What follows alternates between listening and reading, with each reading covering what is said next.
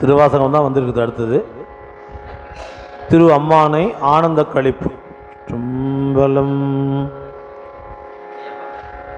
செங்கன் நெடுமாலும் சென்றிடந்தும் காண்பறிய, செங்கன் நெடுமாலும் சென்றிடந்தும் காண்பறிய, பொங்கு மலர் பாதம் பூதலத்தே போந்தருளி, எங்கள் பிற பருத்திட்டு எந்தரமும் ஆட்கொண்டு, தெங்கு திரள் சோலை தென்னல் பெருந்துரையான் அங்கனன் அந்தனாய் அரை குவி வீடருளும், அம் கருணை வார்கழலே பாடுதுங்கான் அம்மானாய்.